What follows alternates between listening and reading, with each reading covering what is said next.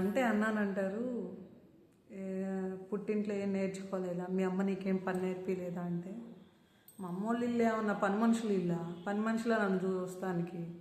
వాళ్ళ ఇంట్లో పుట్టిన కూతురు నేను, అవునా?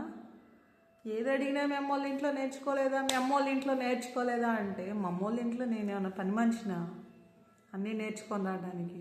మాట్లాడితే అదొక వంక, అదొక పుట్టిల్లు ఆ కథ అని. మరి నువ్వెక్కడి నుంచి వచ్చావు? నీకు పుట్టిల్లు లేదా? లేదా? ఒకసారి ఆలోచించుకో. మీ అత్త నిన్ను సాధించింది కాదని నేను అన్ను, 100 సార్లు నువ్వు నా చెప్పుంటావు. మీ అత్త నిన్నేదిచ్చిందని నువ్వు నన్ను ఏదిస్తే నేను మళ్ళీ నా కోడల్ని ఏదిచ్చాలా? ఇది ఏమన్నా తరతరాలు ఆస్తా తిని అరగటానికి కరగటానికి కాదు కదా. మీ అత్త నిన్ను ఇసికించింది, నువ్వు నన్ను ప్రేమగా చూసుకో, నేను మా కోడల్ని ఇంకా ప్రేమగా చూసుకుంటాను, అంతే కదా. అది కాకుండా మా అత్త నన్ను టార్చర్ చేసింది, నేను అంతో ఇంతో నిన్ను టార్చర్ చేస్తానంటే ఎట్లా అవుతుంది? అవ్వదు కదా. మీ అత్త అప్పుడు బియ్యం నాకు తెలిసి ₹10 పావులోనో ఉండుంటాయి, మేబీ నాకు తెలిసి అది కూడా ఉండుండవు. నీ అప్పుడు పావులో ఉండుంటాయి, నా అప్పుడే ₹50 ఉన్నాయి. నాకు పెరిగి పెద్ద అయినాక నా కోడలకు వచ్చేటప్పటికి 150 అవుతాయి. నువ్వు టార్చర్ చేసావని నేను టార్చర్ చేసి నేను చేయడానికి ఆ కాలం, నీ కాలం, నా కాలం, వాళ్ళ కాలం అవ్వదు కదా. అవ్వదుగా. అనేటప్పుడు ఆలోచించి మాట్లాడు. మీ అత్త నిన్ను ఇసికించింది, నేను కాదని అన్ను. కోడిగుడ్డు కూడా కారం పెట్టేదంట, గుడ్డు ఆమె తిని అందరికీ మగవాళ్ళకి పెట్టి, కాదని నేను అన్ను. నేను యాక్సెప్ట్ చేస్తా. మీ అత్త నిన్ను ఇసికించిందని నన్ను ఇసికించడం ఎంతవరకు న్యాయం? అది కదా.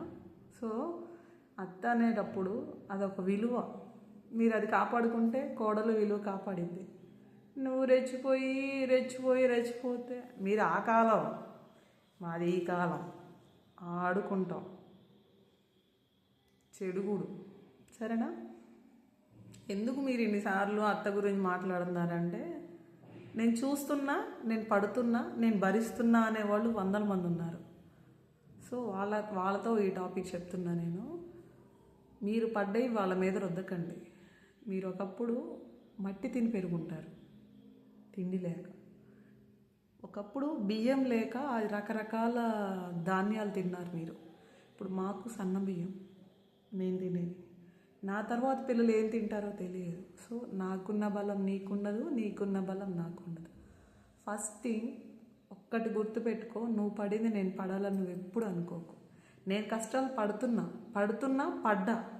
నా పిల్లలన్నా సుఖంగా ఉండాలని నేను నా పిల్లల్ని చదివిస్తా. అది నా నేచర్. నువ్వు అలా అనుకుంటే ఇంకా హ్యాపీగా ఉంటావు.